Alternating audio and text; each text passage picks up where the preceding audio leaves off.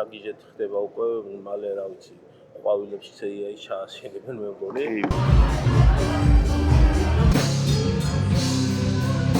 სანამ ამ ყველაფერს ვნახავთ, მოდი გავიხსენოთ, როგორ დაიწყო ყველაფერი. როცა Kubernetes-ის ვიდეოში პირველად ვთქვი, CNCF-ი ახსნას აღარ დავიწყებ, შეგიძლიათ დაგუგლოთ, ასევე ლინკს დავტოვებ აღწერაში. ძალიან მაგარი ორგანიზაციაა და წელს მარტში აქვთ კონფერენცია ამსტერდამში. ამ კონფერენციაზე ვაპირებ წასვლას და იქიდანაც აუცილებლად ერთ ვიდეოს შემოგთავაზებთ. რეალურად ამ დროს არ ვიცოდი წავიდოდით თუ არა, მაგრამ რადგან შეგპირდით,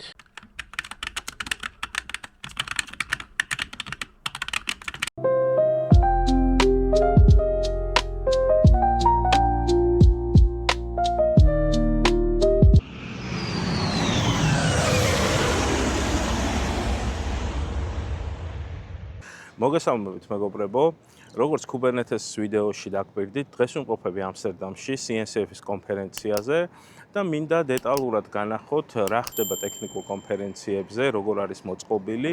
დაახლოებით უკვე 10 წელია, რაც მსგავს კონფერენციებზე დავდივარ და სტილი ზოგადად კონფერენციის მოწყობის ყველგან თითქმის ერთი და იგივე არის ხოლმე.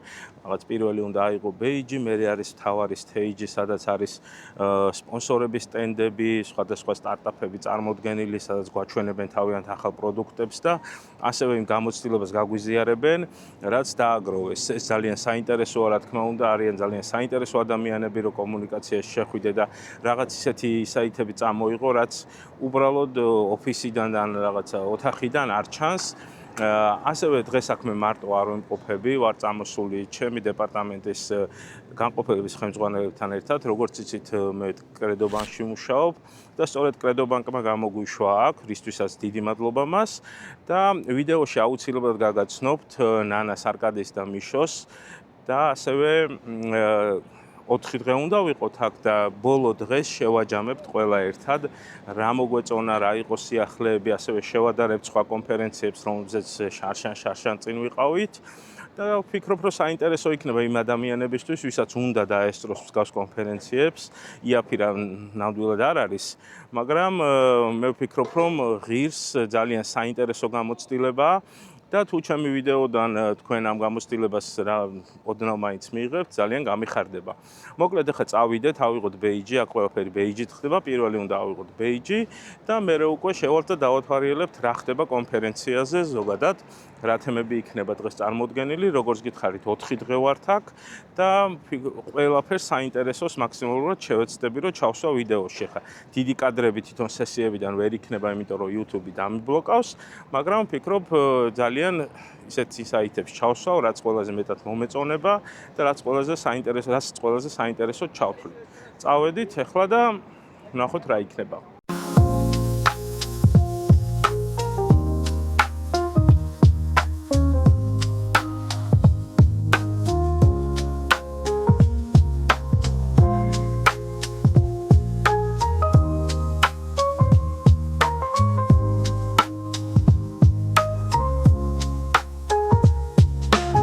ბეიჯები ავიღეთ.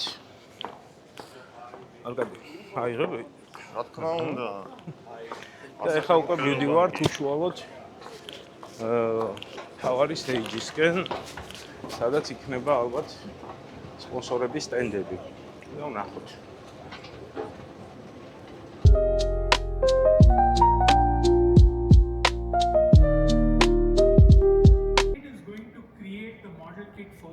So it's asking for a name, and I'm going to say the AI Day demo here, and then it will ask for a short description. I'll skip that and give it my name, and then what it does now is created this. ესე იგი, მეგობრებო, დღეს არის დღე მეორე და დღეს რეალურად დღეს იწყება კონფერენცია და დღეს გაიხსნა ის თავარი სტეიჯი, რასაც გეუბნებოდაც ჩავწერე. და არის უზარმაზარი, ახლა განახებთ რამდენი სტენდი და რამდენი პარტნიორი აქვს კონფერენციას.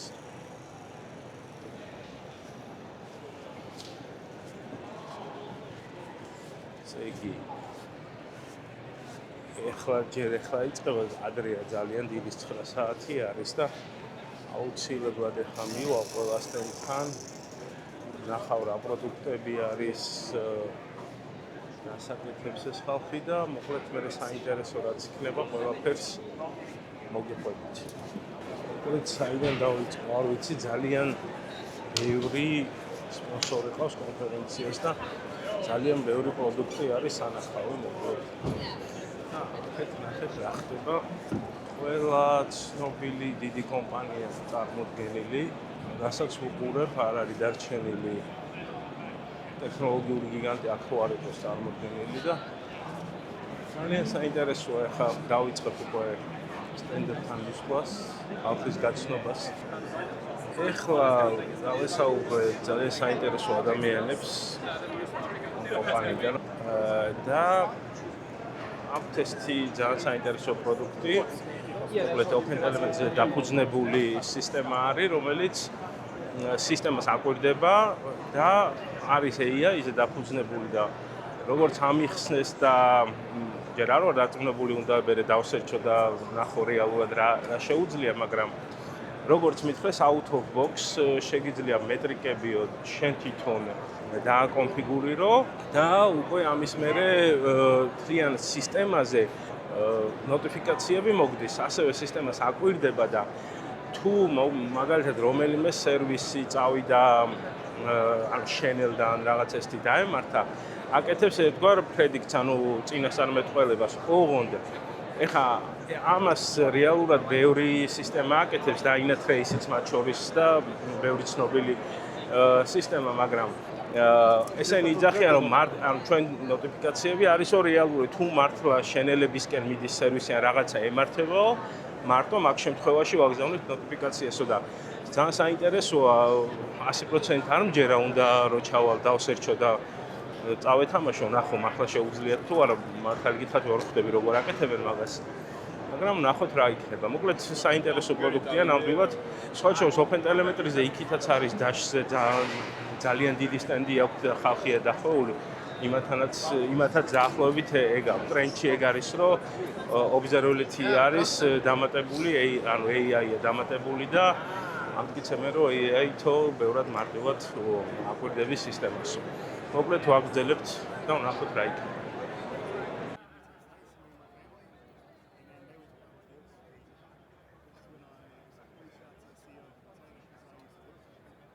მოკლედ ეს სახელდახელო სტუდიიდან მოგესალმებით.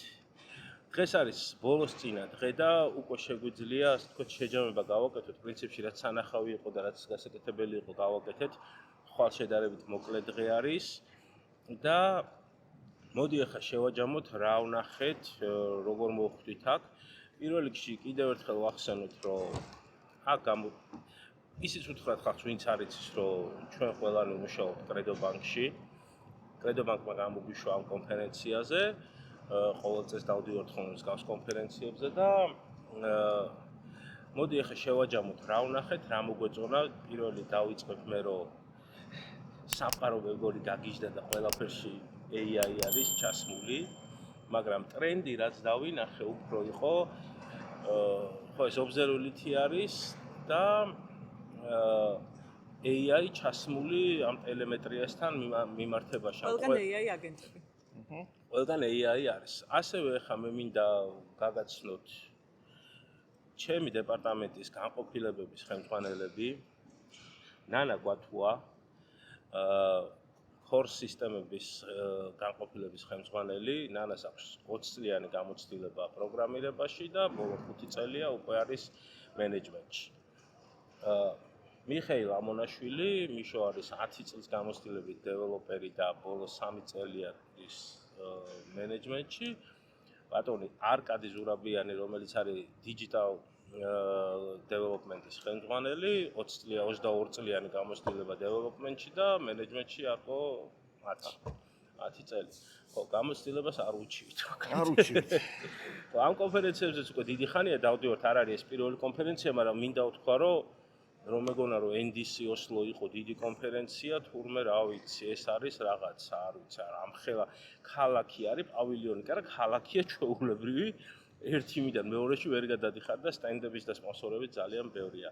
კაი, ეხლა ბევრი რო არ გამიგძელდეს, ნა შენით დავიწყოთ ხო, მეც და რა მოგეწონა, რა ნახე, ეგ რო გითხრა რა. მეც ძალიან მოკლედ ვიტყვი, რომ მასშტაბებით მართლა გაოცებული ვარ. აი პავილიონების სიდიდიდან დაწყებული, პლუს საკონფერენციო დარბაზების რაოდენობით, გამომსვლელებით დამთავრებული, აი რა აღფრთოვანებული ვარ მასშტაბით. თემას ისევ დავუბრუნდები AI აგენტებთან დაკავშირებით, აი რაც კი რამე პროდუქტი იყო და აი უამრავ პროდუქტს გავეცანით, ყველა პროდუქტში ყველგან რაღაც წვრილი ასოებით მაინც არის მიწერილი with AI agent. იყო საინტერესო DevOps-ური პლატფორმები, მაგალითად JFrog-ი და ჩემთვის რაც ყველაზე საინტერესოა, რადგან ძალიან გავიზარდეთ რაოდენობრივად, უკვე საჭირო გახდა მონიტორინგის თულების შემოღება და უფრო მეტად დანერგვა ყველა გუნდში თუ ყველა აპლიკაციაში. ой, დიდი პრობლემა გქონდა. და რაღაცებს რა თქმა უნდა ვიყენებთ, მაგრამ საინტერესო იყო მაგალითად Datadog-ი, ვისაც ვესაუბრეთ და ძალიან დიდი პლატფორმა, ეს მარტო რაღაცა დეშბორდები არ არის, რა თქმა უნდა, სრული observability აქვს მთელ სისტემაზე. კიდე Slack-ი იყო თუ რაღაცა დამავიწყდა სახელი, ზაზად ჭპარგაკას ჩავიხედეთ შეიძლება. Splunk-ი, რომელიც ასევე ძალიან შენ ჩანხარ კამერაში ბოდი შენან. კი, ჩანს. ჩანს მიშო? კი. ოკეი. ხო, Splunk-ი და BetterStack იყო ესეთი, რომელიც ასევე ძალიან მომეწონა თავისი პრეზენტაციებით რა და შესაძლებლობით, რომელიც ჰქონდათ. ვნახოთ ვისთან და როგორ გავაგრძელებთ თანამშრომლობას. ძალიან კაი, ხო, ანუ AI მართლა საგიჟეთ ხდება უკვე, მალე რა ვიცი, ყვავილებში AI ჩაასვენებენ მე მგონი. არტო შერას გქონდა. მე რას გეტყვით? კაი, დავიწყოთ იმით, რომ მართლა AI ყველგან გამოყენებულია, თუმცა ერთი რაც პრინციპში მომხდა თვალებში, კი, AI ყველგან გამოყენებულია, მაგრამ ძალიან ბევრი პროდუქტი დამოკიდებულია public AI მოდელებზე. ძალიან თითქმის ყველას უცებ ეკითხებოდი, საბოლოო ჯამში იყენებენ ან OpenAI-ს, ან Gemini-ს, ან გავს რა იმებს, ან საკუთარი მოდელი არავის არ ქონდა.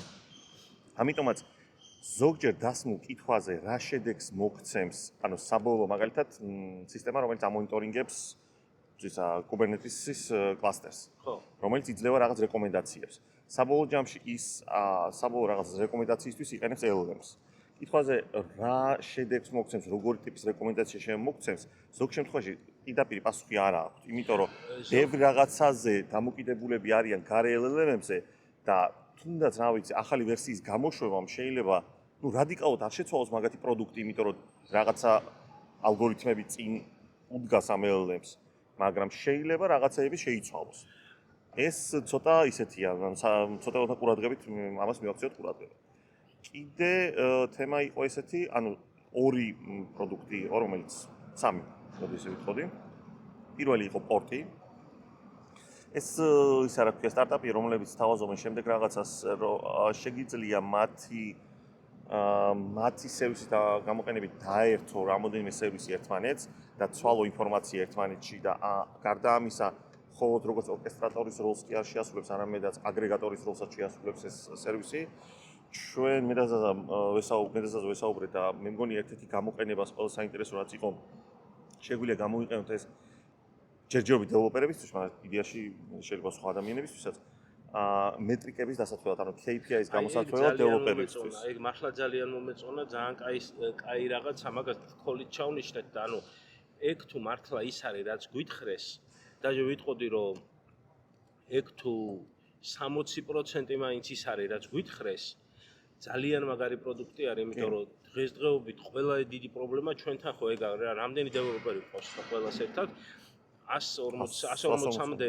140-მდე და რეალურად ეხლა სხვადასხვა სკვადებში რო არიან ამათი პერფორმანსის დათვლა ძალიან ძნელდება რაღაც კუთხით რა, ანუ ზოგი დეველოპერი შეიძლება 100% იყოს დატვირთული, მაგრამ შეიძლება ვიღაცეები, რა ვიცი, 20%-ით დაიტვირთონ და ეს გავიგოთ მერე, ამიტომ ამის მინიმუმ 1 კვირის მერე გაგება ძალიან მნიშვნელოვანია დიდი კომპანიებისთვის და ეგ მაგათთან ხოლიბო ხო შემდეგ კვირაში ხო, ხოლიბო და ძალიან საინტერესოა გვაჩვენებთ. თან პლუს მაგისა ძალიან კაი ისა რა ქვია პლენი აქვს, ანუ იმ კუთხით რომ 15 იუზერზე საერთოდ ფასო შეგვიძლია გამოვიყენოთ ულიმიტოდ.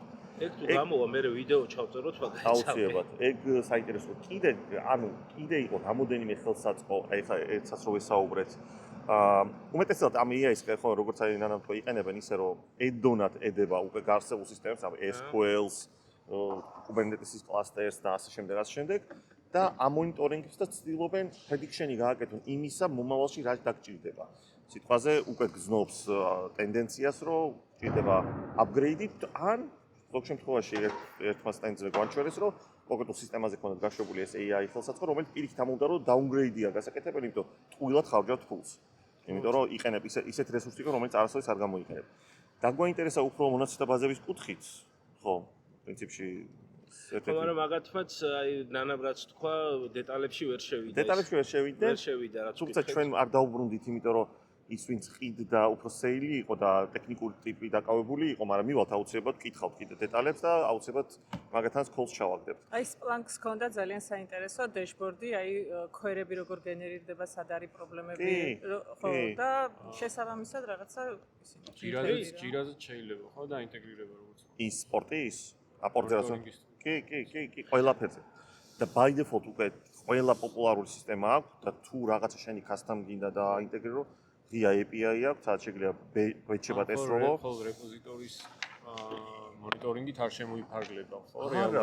სპრინტში შეგიძლია რომ შეიცვალოს. ყველაფერში, ანუ შეგვიძლია დაწყებული ავე HR პორტალიც მიაბადო, დასწრების რეპორტიც რო ერთ-ერთ კრიტერიუმად შემოიტანო მაგალითად სიტყვაზე და დავით ამთავრებული, ვითაც გინდა. რა, ანუ ყველაფერზე ინტეგრირდება.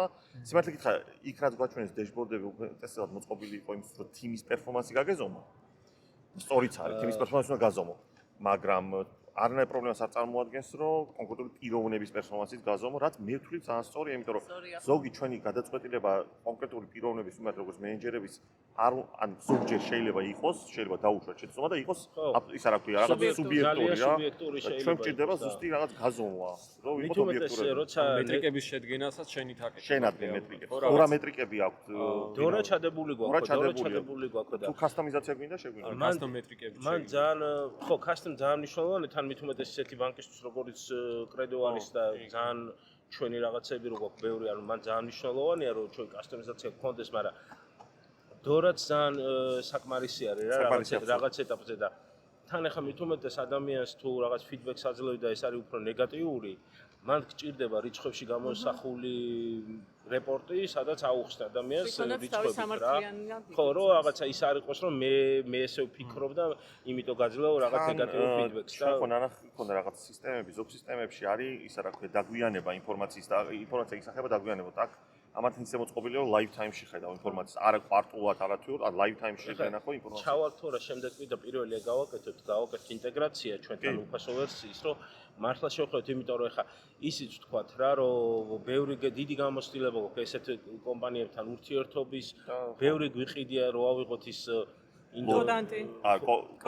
კოდანტი, ბლუოპტიმა, ანუ გვიყიდია თავიდან პრეზენტაციაზე ყველაფერი რა ძალიან კარგად არის და მე საქმე პრობლემა ისიც იყო რომ SQL-ში არ შედიოდა რა, დეველოპერი მარტო რეპოზიტორის ხო რა და ძალიან ხო არა SQL პროცედურებს მაგალითად მონიტორინგებდა ხო ნიშნულოვანია რომ ნახოთ რეალურად რა შეუძლებს და პრეზენტაციაზე ყველა აი ერთი ტრენდიც უნდა ვახსენოთ რაც იყო ესეც AI-ის ერთ-ერთი მიმართულება თითქმის ყველა სერვისი ინტეგრაციის ერთ-ერთ პროტოკოლად თავაზობს უკვე ზოგან დეფოლტადაც კი MCP-ს. ანუ იყო რამოდენიმე სერვისი, რომელიც საერთოდ ინტეგრაციაზე ერთი ნახე, რო ვკითხე API არც უბრალოდ MCP გვაქვს და შეგიძლია MCP-ით მიებათო. საინტერესო ტრენდი არ ვიცი, რამდენად ეხლა შეიძლება უბრალოდ პიკია რაღაცა პოპულარობის და მაგიტომ, მაგრამ საინტერესოა ხო MCP-ის დონეზე მიმის. ანუ ფაქტობრივად როგორ დამოკიდებელ აგენტად შეგიძლია ამუშავოს სხვა აგენტებთან ერთად და მიაბო პირდაპირ LLM-ს. საინტერესოა. ანუ MCP ხო ანუ ეგ მე კლას ჯერ მიშო შენს რამე გითხარი რა მოგეწონა რა ნახე ისეთი მე პრეზენტაციები საკმაოდ საინტერესო იყო განსაკუთრებით გამოვარჩევდი query-ის ოპტიმიზაციასთან დაკავშირებულ პრეზენტაციას თუმცა ერთი რაც არ მომეწონა ის ხელსაწყოები ან თულები რაც შემოგთავაზეს რეალურად უფრო Postgre და MySQL-ის ბაზებში დაწერილი query-ის ოპტიმიზაციას ეხებოდა და SQL server-ზე დიდად არ იყო აქცენტი გაკეთებული, მაგრამ ვინაიდან ახლა ჩვენ სისტემებში აქტიურად ვიყენებთ Postgres-აც და მით უმეტეს გვაქვს ესეთი დომეინები, სადაც დინამიურად ხდება ამ სკრიპტების გენერირება, AI აგენტები მაგისტვის არის idеალური ხელსაწყო, რომ დინამიურად მოხდეს ამ დაგენერირებული სკრიპტის ოპტიმიზაცია. კი, აი ეხლა სახელი დამავიწყა მე ჩასვი აითლაც სახელს მე მოგწერ. აი ეგ კომპანია რომელიც თავაზობდა alertings, რომელიც database-ს alertings, ანუ პირდაპირ კითხე, ანუ შენ უბრალოდ მეთოდს მოგცემ ის როგორ უნდა გამოვასწოროთ, რომ ბაზამ დაიწყოს უკეთესად მუშაობა.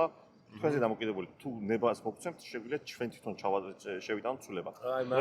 აი ეგ ხო რისკის თემა, ხო, მაგრამ ნუ ოკეი, ანუ უკვე მოდი ესე ვთქვათ, შეიძლება ეხლა სარისკოა და ეხლა ალბათ არ ვენდობით, მით უმეტეს ჩვენ ორგანიზაციის სპეციფიკიდან გამომდინარე, მაგრამ მომწონს თუ ამაზე საუბრობენ, შეიძლება ფიზიკურად 5-10 წელიწადში AI დებიაზე, AI დებიაც ხო იყო, ანუ ხელოვნური ინტელექტი ბაზის ადმინისტრატორად, რაც ჯერჯერობით ხო მეც სკეპტიკურად შევხედავ ცოტა. მომავალშიც არ ვიცი როგორ შეიძლება ისეთი კრიტიკული სფერო, როგორც არის მონაცემთა ბაზა და ისეთი კრიტიკული ინფორმაცია, უბრალოდ ჩააბარო AI-ს და თან შეიძლება. მე ანუ წარმოვიდგენ, იმიტომ რომ იყო ბევრი კრიტიკული ისა გვაქვს სფერო გვაქვს ეხლაც კი, რომელიც უბრალოდ რა ვიცი 50 წლის წინ მხოლოდ ადამიანი მართავდა.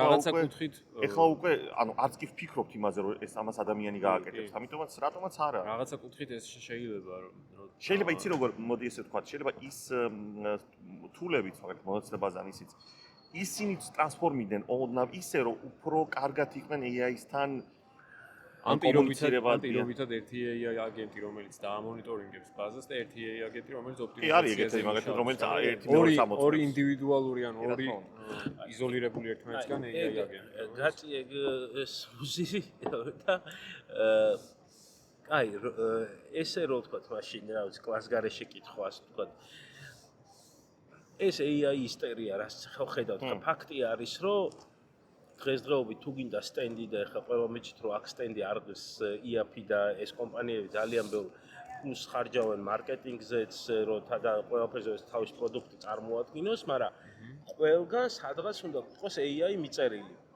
ანუ ეს ხო ეს მარკეტინგიც ისე ხო არ აკეთებს ამას, ან მოთხოვნაა და იმიტომ აკეთებენ, ხო? ანუ AI რო გიწერია შეიძლება პოპულისტურია, მაგრამ არის დაკვეთა ესეთი პრაქტიკაში ძალიან მცირე გამოყენება აქვს იმ პროდუქტში AI-ის და უბრალოდ მაინც რაღაცა მაგრამ AI უნდა მიწერილი გქონდეს, ხა ეს ნახეთ ყველგან არის AI მიწერილი. სადამდე მიგვიყვანს ეს ისტერია და რაღაც გადამეტებული მოთხოვნა, ანუ AI-ც ასახად არის კარგი თული, ძალიან კაი დამხმარეა, ყველა ახლა ვიყენებთ ყოველდღიურად, ყველაფერში გვეხმარება, მაგრამ ეს გადამეტებული ისტერია სადამდე მივა. მაგაზე ნახე ორი რაღაცა შეგვიძლია შევადაროთ რა, დაახლოებით ამდენი წლის წინ, 5-10 წლის წინ იყო კრიპტოისტერია, ხო? ანუ ყველა ლაპარაკობდა კრიპტოზე. არა, მე არ ლაპარაკობ. მან მოტივები ნათელი იყო. არა, ნუ მოდი კრიპტო შევხედოთ ცოტა ისე, არა როგორც მონიტა, რომელსაც ფულს შევოლობ, არა როგორც ტექნოლოგია. როგორც ტექნოლოგია ძალიან ცოტა იყო. როგორც ტექნოლოგია ძალიან ლამაზად გამოიყურებოდა, ანუ დაცვა ჰქონდა იმისა, დეცენტრალიზაცია ჰქონდა, დაცვა ჰქონდა იმისა, რომ ტრანზაქცია არ შეიცვლება, უცვლელი იქნებოდა ასე ვთქვათ, მაგრამ საბოლოო ჯამში ეს რომ მესმოდა, არსად რეალიზაციას მე ამის თითქმის არ ვხედავდი. გარდა ისევ იმ მონეტებისა, რომელიც სპეკულაციური ისა ქვია მეთოდებით თავის ფასი. თუმცა რო გადაიარა მაგ ისტერია, მე ხა რეალურად დაიწყო ხო კრიპტოს გამოყენება, ანუ ძალიან ბევრი სტარტაპი არის, რომელიც ეთერიუმის ბლოკჩეინს იყენებს მარტო აი ამაში დარჩა, თუმცა კრიპტოს დეცენტრალიზაციის ელემენტები იყო იდეები, რომ გამოყენებული არა მარტო როგორც ვალუტაში, სხვა რაღაცეებიც შეიძლება. კი ბატონო. ეხლა რაც შეეხება AI-ს, ხო, ეს რა თქმა უნდა ისტერია არის, მაგრამ უკვე ცალსახაა, რომ მე ყოველდღიურად AI-ის გარეშე არ შემიძლია. კი, მეც მაგას ვიძახი, რომ ძალიან კარგი თულია, ძალიან კარგი ასისტენტია, ძალიან კაი დამხმარეა და ანუ არ მგონია რომ ეს ბუშტია, რომელიც გასკდება, იმიტომ რომ უკვე ივიყენებ რა. ჩემი აზრით, ბუშტი, რომელი ბუშტი გასკდება, იცი, რომ AI-ისთვის რა მაგალითად რო ითხოვენ რო სამსახურში მაგითი რო მარიაჟობენ ასე ვთქვათ რომ მე AI დავნერგე და რეალურად არაფერში არ ჭირდება ფულს ხარჯავს რესურსს დებს ამაში მაგრამ არაფერს არ არის ისეთი და ბალანსდება რაღაც ხო აი მე მგონია რომ ეგ გასკდება ბალანსდება ზუსტად რომ რაღაც თვითონ გაფილტრავს კომპანია ისეთ რაღაცებს, არ გაქრება რა, ანუ არა, რას ლაპარაკობ, რა გააქვს რაღაც მომენტში პიქს რო აღწევს და აი როგორც რაღაც მარკეტინგი ისე რო შემოდის, მე უკვე როცა რეალურ ხარჯების თვლამდე მივალთ, მე ვხვდებით რა აი მართლა სადაც არის საჭირო, იქ დაინერგება ბოლომდე. არა, ხო, ეგ ყველაფრის სოციალური ციკლი ესეთია რა და თუმცა ამ ეტაპზე მე ვთვლი მაინც რომ კრიტიკულ პროცესებში ესე პროცესებში ვერ რა თქმა უნდა და ეხლა მაგალითად რეკომენდირებული მაგალითად ეხლა ჩვენი კომპანია შეგვიძლია მოვიყვანოთ მაგალითად ხო ყავს AI მიმართულება და ვცდილობთ რაღაც პროდუქტები გავაკეთოთ. რამოდენიმე ძალიან კარგი იდეა იყო, რომელიც უბრალოდ რო დავითვალეთ, ელემენტარულად ადამიანი უფრო იაფი დაჯდა. ანუ არის კიდე თემები, სადაც მიუხედავად იმისა, რომ AI-ა ხო გონია, რომ 24/7-ზე შეუძლია გააკეთოს რაღაც საქმე, ადამიანი უფრო იაფი დაჯდა, რომ უბრალოდ ადამიანი დაგვესვა და მას გაეკეთებინა ეს საქმე. მეორე, აი AI-ისთვის ხო, არის ახლა იდეები, რომ აი მოდი ახლა AI გამოვიყენოთ, რა ვიცი, კლასიკური ფროდ სისტემები მართალია ML-ს იყენებენ, მაგრამ ზოგ შემთხვევაში იყენებენ რაღაც კლასიკურ პატერნებს და იმ პატერნების მიხედვით მუშაობენ. კი, machine learning-იც ჩადებულია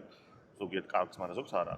მოდი ახლა AI-ზე გამოვაყენებოთ. იქაც არარეალისტურია თქვა, რომ გამოიყენო რაღაცა, რავი, ის რა ქვია, LLM-ები რომ გამოიყენო, უფრო სიცოცხლეა. იდეი დაგიждდება, რომ ანუ თან ახლოს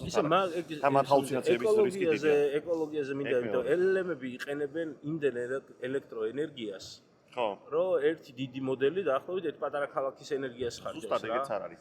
ხო და მაგალითად ახლა ჩვენ ვიფიქრობთ ეგეთ რაღაცას, რომ არსებობს ფროდ სისტემა, ხო? ყველა ბანკს აქვს ფროდ სისტემა.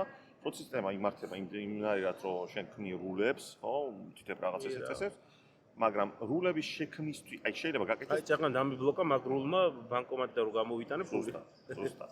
ხო და ეხლა ნახე, აი ზუსტად რაც იყო თემა ამ კონფერენციის, ხო? აკეთებენ ედონებს უკვე არსებული სისტემებისთვის, რომ რაღაცა რუტინული საქმე გაუმჯობესდეს, თუნდაც rulis შექმნა გახადო უფრო ინტერაქტიული და უფრო ზუსტი. ხო. და არა რაღაც ისეთი, რომ მოიცვას ის მაგათ შენ მოგიცვა, ხო? ეხლა rulba რაღაცა არ და შენ არც არ აკეთებ. ანუ მოკლედ რომ თქვა ალბათ, რომ ისტერია ბუნებრივია, ისე როგორც ყველა რაღაც ახალი დაწყებული საქმის და სტანდარტულად როცა რაღაცა ხარჯებამდე მიდის და უკვე ბიზნესს როცა ეხება, ბიზნესი თვითონ ფილტრავს რა მართლა ჭირდება და რა არა. რეალურად ხო, სამარიაჟოდ ტოვებენ რაღაც პატარა იმას და სამარიაჟ და რა, აი საბოლოოდ მაინც გადაივლისეს რა და მე მართლა ფუნქციური რაც არის ის რჩება, ისევე როგორც ყველაფერი საერთოდ და ამასაც ეხება. ისიც უნდა აღვნიშნოთ, მიუხედავად იმისა, ხა ჩვენ შეიძლება ვსაუბრობთ, იმიტომ ბანკი ვართ, მაგრამ ის მარტო ბანკს არ ეხება. არსებობს დიდი პრობლემა კიდე ინფორმაციის გაჟღერების. და უკვე ქონია რამოდენიმე ეგეთი პრობლემა, როცა ჩვეულებრივი AI-ის საუბრების ისიც კი გახდა პაბლიკი. და ეგ ჯერ კიდე დასაწყისია, რამდენი ესტი იქნება. რა თქმა უნდა, ჩვენი რეგულატორიც კი დღემდე ამას ჯერ ნაცრისფერ ზონაშია. ანუ იქითაც და აქეთაც არა, რაღაც კაცრი რეგულაციები არა. ფინანსურ ინსტიტუციებს ალბათ ყველაზე ბოლოს შეეხება ეს რა, აი. ხო, მაგრამ ითახე იცი რაღაცა, აი ხა მაგალითად ჩვენ რო დავიწყოთ რაღაცა, ახლა მაგალითად ჩვენ ახლა რასაც ვიყენებთ AI-ს, ხო? და რა ხელსაწყოებით დაწერილი გქონდა, იქ გადის ისეთი ინფორმაცია, რომელიც არ არის პრივატული და პაბლიკია. მაგრამ საქმე როცა შეეხება უკვე სერიოზულ რაღაცებს, რაც უნდა გავიდეს, მოქალაქის ტრანზაქცია, კი, ტოკენიზაცია შეიძლება ისეთი გახადო, რომ ვერ მიხვდე ვინ არის და რაღაცა, მაგრამ მაინც ფიფაცი დიდია. პოლისები გაავრცელო დეიტა და ამახინჯო, მაგრამ ერთამეს ვიტყოდეში, ანუ ტექნოლოგია იქ არა და ტექნოლოგია ისეთი, აი, რაც თუ ერთ პატარა ქალაქის ელექტროენერგია ჭირდება, რომ ფაქტურად ლოკალური შენი დატა-ცენტრის აწყობა ისეთ ხარჯებთან დაკავშირებული მე მგონია რომ მომავალი ზუსტად ეგ იქნება რომ ეხლა ეს ტექნოლოგია ეხლა არ შეუქმნა დიდი ხანია არსებობს ეს ტექნოლოგია მაგრამ ანუ ეხლა მოხდა ის რაც მოხდა ანუ ალგორითმები დაიხვეწა და გვაქვს ეხლა ესენი რაც გვაქვს ეს მოდელები ალბათ შემდეგი იქნება ამისი რომ ეხლა ეს მოდელები გქონდეს დაბალი ხარჯით გულისხმობ ამხელა დატა-ცენტრები და ეს ვიდეო ბარათები არ ჭირდებოდეს ამდენი რომ AI მუშაოს ოპტიმიზაცია ალბათ მაგის ოპტიმიზაციისკენ წავა მსოფლიო და ეხლა ვიდეო რო ძალიან არ გამოგიგრძელდეს ერთი კითხვაც და დღეს დავასრულოთ ანუ თქვენი აზრით რადგან ეხლა ეს AI-ს გავყევით 10 წლის მერე რა იქნება, იმიტომ რომ მე ხო ვერ ვამტკიცებ ვიდეო არ მაქვს იმისი, მაგრამ მაგალითად 2005 წელს რომ ჩემ თანამშრომლმა ტელევიზიაში რომ ვთქვა რომ მომავალში პროგრამირება როგორ იქნებაო, რაღაც ესე უპასუხე რომ მომავალში პროგრამირება ესე იქნება, რომ სიტყვებით მიწერ მეთქი და პროგრამა დაიწერება მეთქი რა. რატო უთხარი, არ ვიცი, მაგრამ wipe coding-ის იდეა დავდე სერიოზული. იყო და ეს wipe coding გეცალკეთება მე ძალიან არ მომწონს, მაგრამ რა სადამდე მეო აი ეს wipe coding-ი სადამდე მიგიყვას 10 წლის მერე რას ფიქრობთ? თავარი Skynet-ამდე არ მიუყვება. Skynet-ამდე აბეჭობა მივიდეთ მაგრამ თუმცა სანამ Infinite Loop-დან თავის დახსნას არის სწავლის პროცესორი Skynet-ის არ გეშინოდეთ. არ ვიცი, ალბათ ნახე, ორი გზა არის, რადიკალური გზა არის, ხო?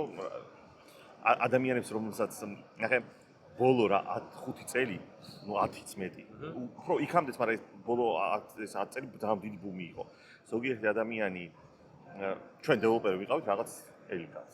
ვხვებოდით, ხო, რაღაც მოთხოვნაც იყო ბაზარზე რაღაცას. თუმცა ყველა პროფესიის წარმომადგენელი ასე თვლიდა. ხო, რა თქმა უნდა, მაგრამ შეიძლება ჩვენს თავზე ჩვენ თვითონ არა ეს მარტივად არა მარტივად დათვადი იყო, ну საქართველოს მასშტაბით მართლა ეგრე იყო რა, ეხლა მე პირადად ვამბობ რომ არასწორი იყო, რომ იქ იყო დაბალი ეხლა მოდი ესე ვთქვათ რა 2016-დან რომ დაიწყო დეველოპმენტის ისტერია და რა ვიცი ფასები ავიდა ჰაერში ეგრე იყო. ყველა ზოგიერთი რომ ადამიანს რომელზე შურდა ამისი, ეხლა ძალიან ბედნიერია და ამბობს, აჰა თქვენაც ეხლა ჩაგანაცვლეთ. კი, არის ამის რისკი რომ ჩვენ ჩაგვანაცვლოთ, მაგრამ იცი როგორ მე ყავდა ძალიან კაი მასწავლებელი სკოლაში, ვის დამსახურებაც არის ალბათ რომ ის დეველოპმენტი დავიწყე და როცა ეგ მიყვებოდა, ანუ წინათ თუ იწერებოდა, რა ვიცი, იდეც არ არსებობდა პიტაპი რაღაცა ტექსტურ რედაქტორში წერდა და მე ხელით აკომპილირებდა და ასე შემდეგ, ხო? გაჩნდა Delphi, სადაც შეგვიძლია აპლიკაციას drag-and-drop-ით აგერწყო და ვიზარდით. Visual Basic-საც აგერ ქონდა. ზოგს ეგონა რომ всё, გაქრებოდა. ანუ აღარ დაჭირდებოდა პროგრამირება, ანუ შენ შეიძლება აპლიკაციები, next-ები რაღაც ლოგიკაში დაგეწყო. საბუჯამში აჩვენა რომ არ არის ეგრე. იმიტომ რომ ყველა აპლიკაცია არის ინდივიდუალური, ყოველს ჭირდება რაღაც ლოგიკის ჩართვა, რაღაც დამუშავება. უბრალოდ მე უყურებ ეგენაირად რომ ჩვენ შევდებთ უფრო გრანდიოზული რაღაცების გაკეთებას. და მოკვდება მონოპოლია იმ სოფტის, აი მაგალითად არსებობს დღემდე არსებობს HR-ული სოფტები, CRM სოფტები, დაწერილი 20-30 წლისაც კი დაწყებული, რომელიც აი მონსტრები არიან, მოუქნელები არიან, უბრალოდ მაგხელას დაწერას ჭირდება იმდენი დრო და იმდენი ფულიო, არავინ არ იწყებს მაგას. და იგივე ფრონტის მაგალითი რა, იმ დღეს ფრონტი, პატარა ფრონტი ავაწყე ტექნოლოგიას, რომელიც საერთოდ არ ვიცი. ეგეც და გამოვიყენე. ხო, თუმცა მანდაც ჩავერთები რომ თუ იცი, უფრო მაინც უკეთეს გააკეთა. ხო და მაგას ვამბობ, მონოპოლი ეგეთ დიდი კომპანიების გაქრება. გაჩნდება უფრო მალე, აი ვერ ამჩნევთ რომ ძალიან ბევრი ჩნდება ეხლა დიდი კონკურენცია მაგალითად CRM ბაზარზე, ძალიან ბევრი CRM იქნება, ალბათ იქით გადაგისმენთ რატო ხო რა არის CRM. უფრო იაფია. რამდენი ხო და აი მათ კი, მაგრამ იქნება ცალსახად, მაგრამ რამდენი ინარჩუნებს. რა და რასაც კარგად ვხედავთ ბოლო 10 წელია, რომ სტარტაპები შემოდიან და ძალიან ცოტა არჩევა. ძალიან კი, ჯუნგლების კანონია, კი. მე მგონია რომ ეხლა არაკეთის ინდისიერ სტარტაპებს ძალიან გაეხსნებათ გზა, იმიტომ რომ ძალიან მარტივია ლამაზი პროდუქტის აწყობა, მერე დაქირავება რამოდენიმე კარგი სეილ ჯგუფის და ამის გაყიდვა, მაგრამ საქმეზე რომ მიდგება ის ვერ აკეთებს საქმეს. ბევრი პატარ-პატარ რო გახდება, მაინც კაია. პირადი გამოცდილებაც გვაქვს ამისი რა. კონკურენცია მაინც გაიზრდება და კაია, როცა ერთი მონოპოლისტი ყოველ ცუდია.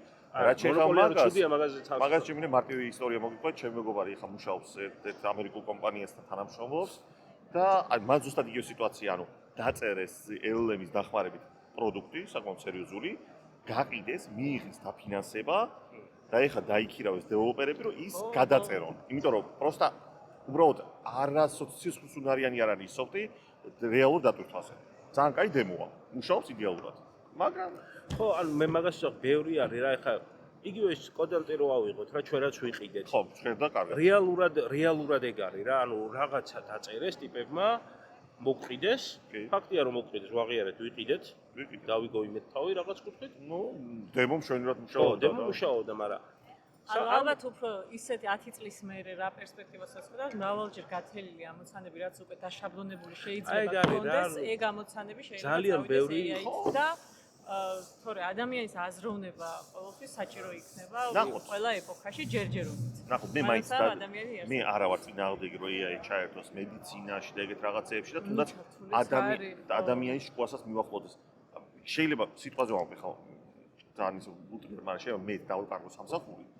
თამიჯერე კაცობრიობა ძალიან დიდ ბენეფიტებს მიიღებს თუნდაც სამედიცინო იმაზე ბოლოს დუძის იმაში რო იყო სილიკონის ველზე რო ის ქონდა და სტარტაპი ხარგად მოწოე რამ, მაგრამ რიცხვებიც არ მახსოვს, მაგრამ თემა იყო რაღაცა რო ადრეო რა კიბოს წამალს რო რაღაც სამი უჯრედის და გაკეთებას რაღაც თქვა პირობითად ერთი კვირა რო უნდაო, ეხლა 1000-ის გავსწორებას 1 საათი უნდა 1000 შემოწა. ანუ მან ძალიან ჩართულია უკვე და ეგ ძალიან მაგარი არის რა. ყოველთვის ეგრე იყო მე-13 საუკუნის ბოლოსაც, როცა ინდუსტრიული რევოლუცია დაიწყო და დაიწყეს ქარხნების მშენებლობა, სადაც უკვე ხელით აღარ მუშაობდა და უშვებდნენ რა მასიურად, კი ბევრმა დაკარგა სამსახური, მაგრამ ჩვენ მივიღეთ ის, რომ ეხა აი სტასაცმელი შეიძლება ხილდეს, რავი. მას ეხა მას 90-იანებში Bill Gates Microsoft-თან მიტინგებს უწყობდნენ ამერიკაში, რომ ანუ ხალხი აღარ იმუშავა, ბანკები დაიხურებაო და რეალურად ეხა IT-მ რო ინდუსტრიების შექმნა მილიარდები და არა ტრილიონები მუშაობს. სადუყავით Bill Gates რო უწყობდნენ იმებს, რა ქვია, კომპიუტერი ადამიანის შესაძლებლად აქციებს რო რაღაცა კომპიუტერი, მაგრამ ხო რეალურად ეს ახალი AI-ც ალბათ რაღაც ახალ ინდუსტრიებს შექმნის, რომელიც ძალიან დაეხმარა. არ ვიცი, ნახოთ, მე მგონია რომ აი ძალიან არ მომწონს ერთი ტენდენცია, ეს wipe coding-ი არ მომწონს ძალიან, იმიტომ რომ პროგრამირება ახლა სააზროვნო პროფესია არის, უნდა აზროვნებდე ადამიანი, რაღაც ლოგიკებს უნდა წერდე და ეს არ შეიძლება რომ იყოს რაღაცა ესე დამიწერე და იმან ანუ ერთი არის დავამატებ და ერთი არის რომ პირობითად გააკეთო პროდუქტი, რომელიც მოგცემს რაღაც დემო ვერსიას და რომელიც მუშაობს წარმატებულ შემთხვევაში და მეორე არის რომ რაღაცა გარკვეული ხარვეზი როცა იქნება, მაგ შემთხვევაში როგორ დაიჰენდლება ეს ხარვეზი. და ჩემი აზრით ეს AI-ის დაგენერირებულ რაღაც დემო ვერსიაში, wipe coding-ით დაგენერირებულში, მსგავსი რაღაცების გათვალისწინება არ ხდება. თუმცა მაგასაც ზუსტად იმას ვამბობ, რომ პროფესიონალსაც გააჩნია. პროფესიონალს გააჩნია, შენ თუ უთხარი, რომ დამიწერე front-end-ი ესეთი და ესეთი Angular-ის გამოყენების სიტყვაზე ვამბობ და დაგიწერა ერთს მიიღებ და მეორე გვერდზე რომ დაჯერებს Angular developer, რომელიც იცის ეს ტექნოლოგია და უთხარს დამიწერე ესე აი ამ და ამ მოდულის და ამის გამოყენებით. ანუ ამ შემთხვევაში რომ უნდა დაიჰენდლოს თუ რაღაცა connection-ის issue იყო ან რამე აი მსგავსი ტიპის fault tolerance-ის დაჰენდლვა არ მოხდება ვიღაცა პირობითად არა პროფესიონალი დეველოპერის მხრიდან რა. მოდი ის ვაღიაროთ რა, ეხლა ბევრ დეველოპერთან გვიწევს ყოველდღე შეხება და რეალურად უკვე არის ეგ ტენდენცია, რომ არაკეთილ სინდისეთა რამდენი კოდი გამოუგზავნიათ თქვენთან ისეთი AI-ის დაწერილი, რომელიც გაშვებულიც არ ქონდა ვიღაცას რა. ანუ ეს ამ კუთხით ღუპავს ჩემი აზრით, ეს wipe coding-ი 20 წლის 22 წლის დამწყები დეველოპერი როცა ხარ და შენ კოდს კი არ წერ, რა ვიცი, ქართულად ეუბნები კლაუდეს, რომ რაღაცა გაგიკეთოს და იმ კოდს არც აანალიზებ და ისე გინდა უბრალოდ რაღაცა გაუშვა და ეს მუშაობდეს. ჩემი აზრით განვითარების პერსპექტივას მანდ იკლავს ადამიანი რა პროგრამირებია. იმიტომ რომ მისი სტარტი დაიწყო იმ წერტილიდან, როცა იყო უკვე AI და ის ვერ ხვდება რატო უნდა იწვალოს შენ თვითონ. თუ რაღაცას გაგიკეთებენ გამზადებულს რა. აზროვნება ასე დაიწყო და მაგას მიყვება მაგ ხაზს. ნანამწორი თქვა, მაგან დაიწყო იმ მომენტში, როცა ეს AI შემოვიდა. ახალი თაობა სხვანაირად შემოვიდეს უკვე. და ეს ხა რაღაც გარდამავალ იმაში მოხვდით რა. ანუ თან დამწყები იყო, თან უცებ AI შემოვიდა.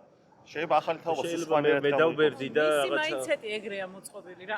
აი სტარტი ქონდა ეს. ჩვენი სტარტი იყო, რომ რავი, ღამე უნდა გეთენებინა აუცილებლად პროგრამისტი რო უნდა ყოფილიყავი რა და უნდა გეწვალა და ამაში იზომებოდა შენი კაი პროგრამისტობა და ეხა ხო ეგრე აღარ არის უკვე რა. ღამების თენება ეხა ცხანა. არა, ეხა ჩვენი თაობისთვის, პატარა თაობისთვის დიდად ვინ ახია და 20 წლის ღამეს რო გითენებდა. ანუ ეს თაობა არა ხო, თაობა კი. რო შევაჯამოთ, მაინც პოზიტიურად უყურებთ ამ ტექნოლოგიის და ყველა ვარიანტს. ხო, ეხა ისე არ გამოჩნდეს რომ მე ვეწინააღმდეგები AI-ს, ანუ პირიქით. ძალიან პოზიტიურად უყურებთ. უბრალოდ ბევრი რაღაცის გათვალისწინება საჭირო.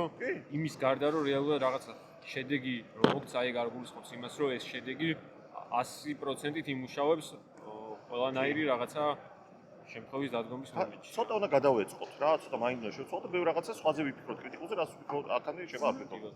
ხო, მეც სასახად პოზიტიურად უყურებ AI-ს, ანუ უბრალოდ გონია რომ ეხა ეს ისტერია ჩაივლის, ეს რაღაც ყველაფერში რო არის ჩატენილი ეგენი გაიფილტრება და რაც მართლა გამოსაყენებელია, იგი დარჩა. ესე ხდება ყველგან. არ ვიცი, აი მომავალ წელს რო ჩამოვარ ჩავალთ რომელიმე კონფერენციაზე არ მომავალი წელი ძალიან ადრეა ზაზ.